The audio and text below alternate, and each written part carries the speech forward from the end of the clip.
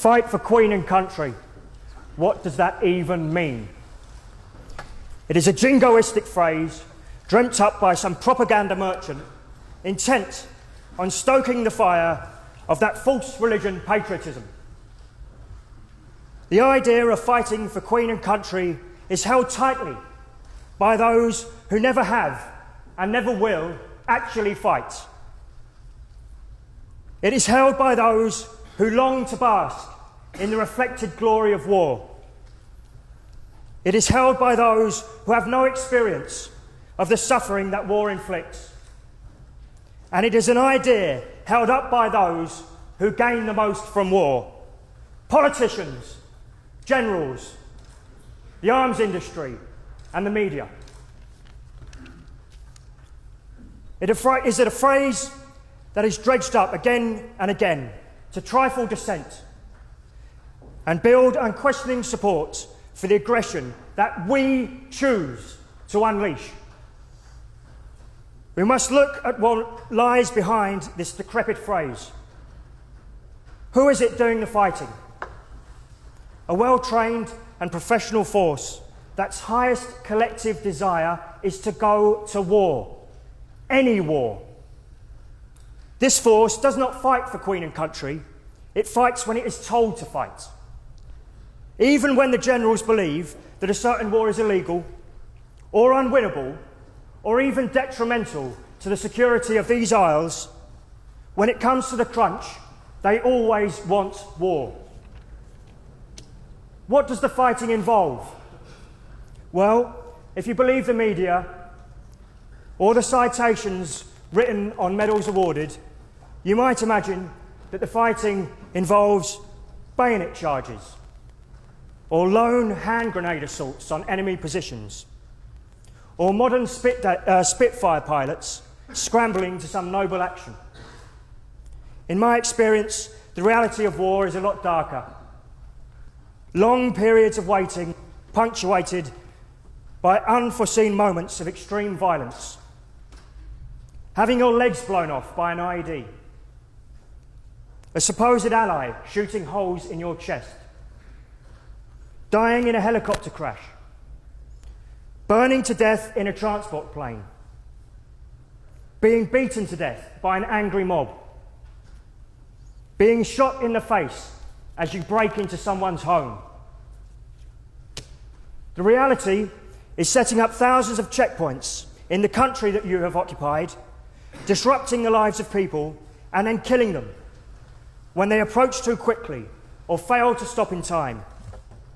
The reality is raiding people's houses, using explosives to gain entry into their homes, detaining previously unknown males, some as young as 15, and then handing them over to be tortured.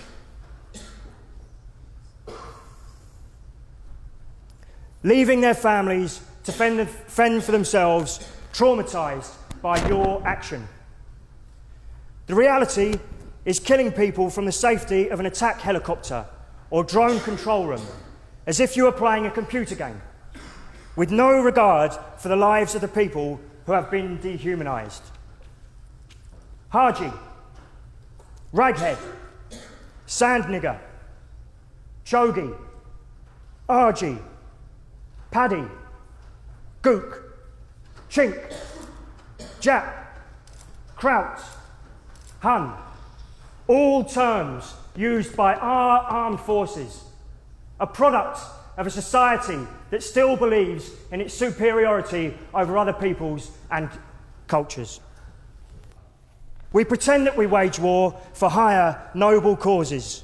We claim that our armed forces fight for freedom, democracy, or human rights. This is not the case. We wage war according to policy. It is a choice determined by government. This policy is influenced by those who gain from war: politicians, generals, the arms industry, and the media. These scoundrels always predict victory, always insist that violence is the answer.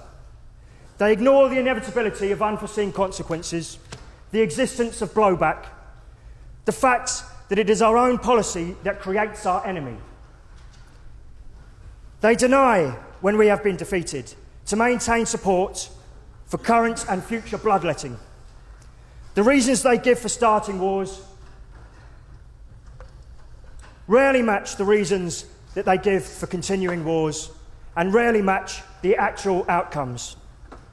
These people currently hold the noble position of backing a military junta in Mali against insurgents that they decided to arm in Libya. Before that, they celebrated the Arab Spring whilst turning a blind eye to Saudi Arabian aggression in Bahrain, where weapons that we supplied were used by our Saudi allies to kill civilians engaged in non-violent protest. Their silence in this matter sheds a light on their complicity. In both Iraq and Afghanistan, once the reasons for going to war were found to be false or unattainable or were just forgotten, those with a vested interest in continuing the war resorted to one of the oldest tricks in the book. They cultivated the myth of the soldier as hero. They told you that you might not understand why the war continued, but that you should support the soldiers. And they told you that to stop the pointless slaughter would be sacrilege to those heroes that had already died. Truth is the first casualty of war, and tonight you will see this phenomenon firsthand. You will hear men speak in reasonable tones, using educated language to mount a defence of fighting for Queen and country. They will argue that at the very least we must be ready to defend this country, but they are talking about a hypothetical situation. The Taliban are not going to invade. The Chinese are not massing on the French coast. From positions of vested interest, they will try to convince you that fighting for your Queen and country is your highest duty.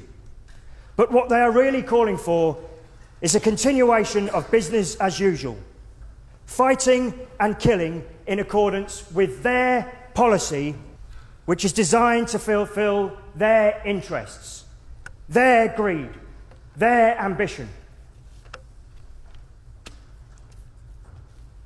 I am a human being. My allegiance is not to Queen and country, but to the whole of humanity. I no longer accept the lies that perpetuate war.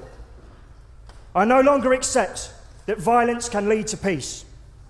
Never again will I be complicit in the killing and torture of my brothers and sisters. Never again will I accept the vile religion of patriotism. I refuse to pull on that rancid uniform, and I refuse to fight for Queen and country.